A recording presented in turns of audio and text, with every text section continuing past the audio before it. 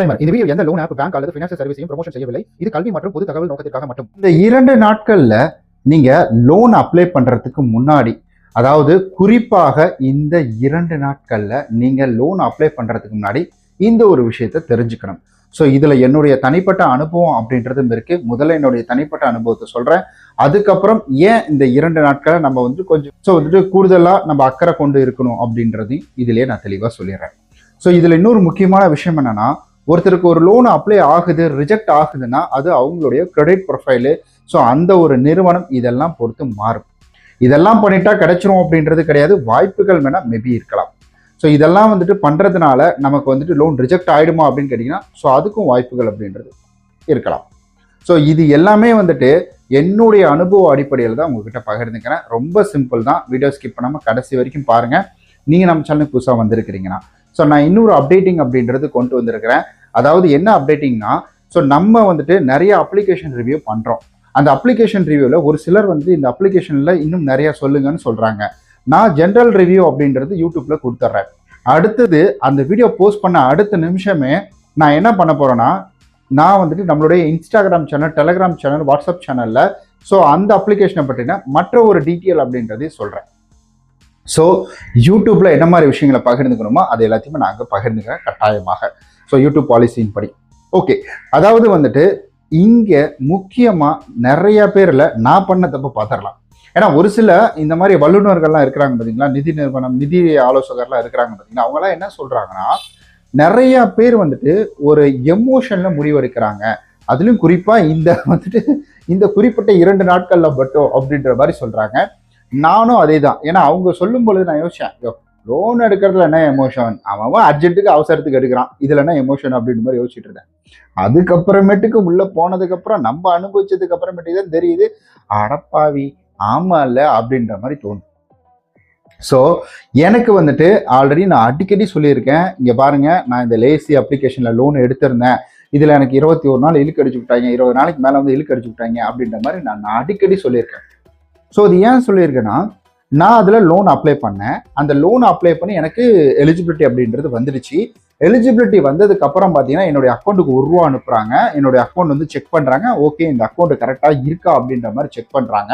அடுத்தது என்னுடைய மற்ற டீட்டெயில், அதாவது கேஓசி டீட்டெயிலு, மற்றது இவங்களுக்கு எவ்வளோ வருமானம் வருது அந்த டீட்டெயில். ஸோ வருமானம் டீட்டெயில் கிடையாது. ஸோ கேஓசி டீட்டெயிலு, அப்புறம் இ-சைன் பண்ணுறது எல்லாமே பண்ணிட்டேன். நான் பேங்க்லேருந்து ஈனாச்சும் ஆக்டிவேட் பண்ணி விட்டேன். நான் அதுக்கு வேற ₹200 காசு பிடிச்சிட்டாங்க. அதுக்கப்புறம் இ-சைனு, டிஜிட்டலு இது எல்லாமே பண்ணியாச்சு. இதெல்லாம் பண்ண பிறகு எனக்கு பணம் வரும், இதோ வந்துடும் வெயிட் பண்ணிக்கிட்டே இருக்கேன். ஆனால் பணம் வரல. நான் எவ்வளோ நேரம் வெயிட் பண்ணேன் அப்படின்னு கேட்டிங்கன்னா வச்சுக்கோங்களேன், நான் சாட்டர்டே அன்னைக்கு ஈவினிங் அப்லோட் பண்ணுறேன். சரி, எல்லாமே அப்ளை பண்ணுறேன், எல்லாமே முடியுது. ஸோ எப்போவுமே நான் இந்த லீவு நாட்கள் அப்ளை பண்ண மாட்டேன். அதுவும் குறிப்பாக சனி ஞாயிறு வந்துச்சுன்னா, இந்த 2 நாட்கள் சனி ஞாயிறு வந்துச்சுன்னா நான் அப்ளை பண்ணவே மாட்டேன். ஏன்னா நமக்கு ஏதாவது என்கொயரி இருக்கும், இல்லை அங்கே ஏதாவது ஒருவேளை லோன் நமக்கு ஏதாவது இஷ்யூ ஆயிடுச்சுன்னா அதை நம்ம எப்படி கம்ப்ளைண்ட் கொடுக்குறது. மேபி சனி ஞாயிறு லீவாக இருந்தால், அதுவும் குறிப்பாக இந்த 2nd சாட்டர்டே, இந்த மாதிரி 4th சாட்டர்டே வந்துருச்சு, இந்த சண்டே இதெல்லாம் வந்துருச்சுன்னா எப்படி? எல்லா ஞாயிற்றுக்கிழமை மேபி லீவ் விடுறாங்க. ஒரு சிலர்லாம் 24/7 கூட வச்சிருக்கிறாங்க. அதையும் நம்மளால பார்க்க முடியுது. பட் நான் இப்படி தான் யோசிப்பேன். ஒருவேளை இப்படி ஆயிடுச்சுன்னா இதை எப்படி சரி பண்ணுறது அப்படின்றத பற்றி யோசிப்பேன். ஸோ அந்த வகையில் நான் அப்போ எனக்கு ஒரு வேலை. ஸோ இன்னொரு விஷயம், அந்த வல்லுநர்கள் சொன்னாங்கன்னு சொன்னீங்களா, அதையும் சொல்கிறேன் நான். ஸோ அந்த ஒரு விஷயத்தில் பார்த்தீங்கன்னா டக்குன்னு போய் எடுத்துட்டேன். அதாவது என்னன்னா எமோஷனல் தான்.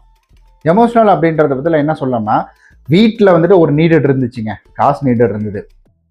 வீட்டில் இருக்கவங்கள பேசிக்கிட்டு இருந்தோம், இந்த மாதிரி இருக்குங்க, தேவைப்படுதுங்க அப்படின்ற மாதிரி அவங்க சொல்லும்போது நான் யோசித்தேன், என்னடா அது இப்படியே போயிட்டு இருக்கேன், லைஃபு கொஞ்சம் தடுமாற்றம் வருது அப்படின்ற மாதிரி யோசிக்கும் பொழுது அப்போ தான் நான் யோசித்தேன், சரி ஓகே, நம்ம ஒட்டுக்கா எதையும் கட்ட போகிறது கிடையாது, பிரித்து தானே கட்ட போகிறோம், அதனால எடுத்துடலாம் அப்படின்ற மாதிரி எடுத்து தான் டக்குன்னு முடிவு பண்ணி எடுத்தேன்.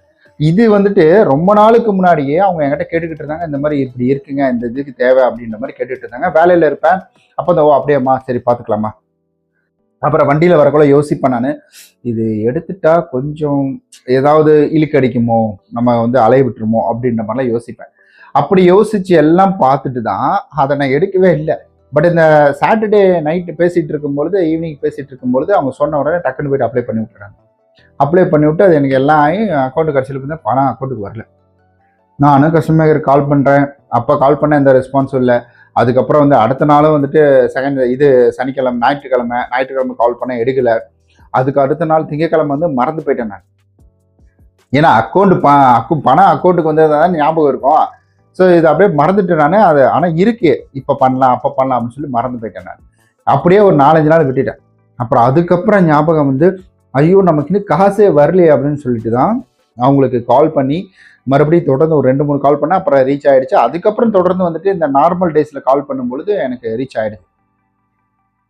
அவங்க எடுத்து பதில் சொல்கிறாங்க, இந்த மாதிரி இருக்குது சார், இன்னைக்கு வந்துடும் சார், 24 ஹவர்ஸில் அப்டேட் ஆகிடும், 48 ஹவர்ஸில் அப்டேட் ஆகிடும். இப்படியே சொல்லி இது பார்த்தீங்கன்னா 20 நாளைக்கு மேலேயே போயிடுச்சு. நான் இப்போ குறிப்பாக சனிக்கிழமை அப்ளை பண்ணுங்க அப்படின்னு சொல்ல விரும்பல. பட் எனக்கு இந்த மாதிரி ஒரு தருணத்தில் நான் அவங்கள ரீச் பண்ண முடியல இந்த லீவு நாட்களில். ஸோ இது செகண்ட் சாட்டர்டே, ஃபோர்த் சாட்டர்டே இந்த மாதிரி வந்தாலும் சரி, இல்லை வந்துட்டு சண்டே வந்தாலும் சரி, ஸோ இல்லைன்னா ஏதாவது ஒரு பப்ளிக் ஹாலிடே வந்தாலும் சரி. ஸோ இந்த மாதிரி தருணத்தில் நான் போகும்பொழுது எனக்கு ஏதாவது என்கொயரி இருக்குது அப்படின்னா கூட கஸ்டமர் கேரில் நான் கேட்க முடியாது. கஸ்டமர் கேர் 24/7 இருக்கிறாங்கன்னா அது வேற விஷயம். அப்போ நான் வந்துட்டு அவங்கள்ட்ட கேட்டு தெரிஞ்சுக்கலாம். அதுக்காக தான் நான் அடிக்கடி சொல்லுவேன், அப்ளிகேஷனை போய் செக் பண்ணுங்கன்னு சொல்லுவேன். Single star reviews, 5 star reviews, இதுக்கு முன்னாடி லோன் எடுத்தவங்க என்ன சொல்லியிருக்காங்க, இந்த மாதிரி எனக்கு கஸ்டமர் கேர்ல என்ன மாதிரி ரெஸ்பான்ஸ் வருது, எந்த நாளில் ரெஸ்பான்ஸ் பண்ணியிருக்காங்க, அந்த மாதிரிலாம் வந்துச்சு. ஈவன் நிறைய மெயில் பண்ணேன், நிறைய மெசேஜ் பண்ணேன். ஸோ அந்த சேட் ஆப்ஷனை கூட பயன்படுத்திட்டேன். ஸோ இதெல்லாம் பயன்படுத்தியும் எனக்கு வந்துட்டு அதில் இதோ இன்னைக்கு இதோ நாளைக்கு அதுலேயே அவங்க சொல்லுவாங்க பாருங்க, sir 24 hours sir, just 24 hours அப்படிம்பாங்க. சரி ஓகே வந்துடும் சொல்லி வெயிட் பண்ணிட்டு இருப்பேன். அதுக்கப்புறம் கால் பண்ணா, சார் ஜஸ்ட் 24 ஹவர்ஸ். ஏன்னா வர்றவங்க புது கஸ்டமர் இப்போ இன்னைக்கு ஒருத்தர் எடுக்கிறாங்கன்னா நாளைக்கு அதே பர்சன் எடுக்க மாட்டாங்க, நாளைக்கு வேற ஆள் எடுப்பாங்க. ஸோ அவங்களுக்கு அந்த 24 அப்படின்றது கான்ஃபிடென்ட்டாக சொல்லுவாங்க. ஸோ நமக்கு தெரியும், எத்தனை 24 சொல்லுவீங்க அப்படின்ற மாதிரி நமக்கு தெரியும். பட் அவங்களுக்கு அந்த கான்ஃபிடென்ட், அவங்க ஃபர்ஸ்ட் டைம் தானே சொல்றாங்க அப்படின்ற மாதிரி. பட் என்னை பொறுத்த வரைக்கும் அது வந்துட்டு ஒரு 5-6 டைம் மேலே போச்சு. 24 ஹவர்ஸ், 48 ஹவர்ஸ் இந்த மாதிரி சொல்லி அப்புறம் மெயில் பண்ணி, அதுக்கப்புறம் யார் எனக்கு லோன் சாங்ஷன் பண்ணாங்க, எக்ஸ்பிரஸ் லோனு, அந்த எக்ஸ்பிரஸ் லோனை மெயில் ஐடி எடுத்து அவங்களுக்கு மெயில் பண்ணி எனக்கு வந்து ஒன்றும் லோனை கொடுங்க, அப்படி இல்லைன்னா அந்த லோனை ரிஜெக்ட் அடிச்சு விட்ருங்க, எனக்கு வந்து இ-நேச் வேறு ஆக்டிவேட் பண்ணிட்டீங்க, என்னுடைய அக்கௌண்ட்லேருந்து பணம் போச்சுன்னா அது தலைவலி ஆகிடும் அப்படின்ற மாதிரி சொல்லி பேசுகிறேன்.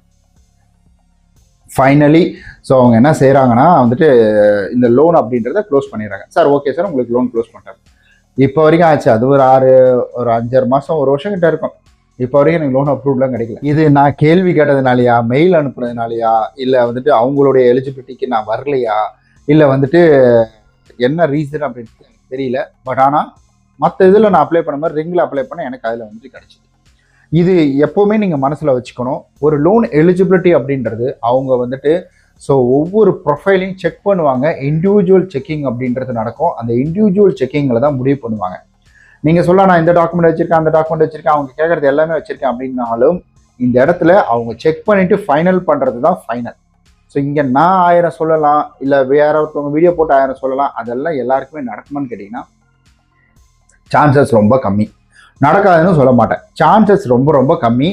இது ரிஜெக்ட்டுக்கும் சரி, இது அப்லோடுக்கும் சரி, எதுக்குமே வந்து சான்சஸ் கம்மி. அது நீங்கள் போய் ரியலாக செக் பண்ணால் மட்டும்தான் தெரியும். ஸோ இந்த வீடியோ என்னுடைய அனுபவம் அப்படின்றது பகிர்ந்துக்கிட்டேன். இது உங்களுக்கு பிடிச்சிருக்கும் அப்படின்னு நான் நம்புகிறேன். ஸோ இந்த வீடியோ பிடிச்சிருந்தால் லைக், சப்ஸ்கிரைப், ஷேர், கமெண்ட் எல்லாமே பண்ணிடுங்க. நம்ம அடுத்த வீடியோவில் சந்திக்கலாம். வேறு ஏதாவது கேள்விகள் இருக்கும் இல்லைங்களா, அதை வந்துட்டு கீழே கமெண்ட் பண்ணுங்கள். உங்களுக்கு என்ன மாதிரி ஏதாவது அனுபவம் இருந்துச்சுன்னா அந்த அனுபவத்தை கீழே வந்துட்டு கமெண்ட் பண்ணுங்கள். ஸோ நம்ம நாளைக்கு இது போல் வேற ஒரு வீடியோ சந்திக்கலாம். நம்மளுடைய சோஷியல் மீடியாவில் ஜாயின் பண்ணிக்கோங்க. நன்றி, வணக்கம்.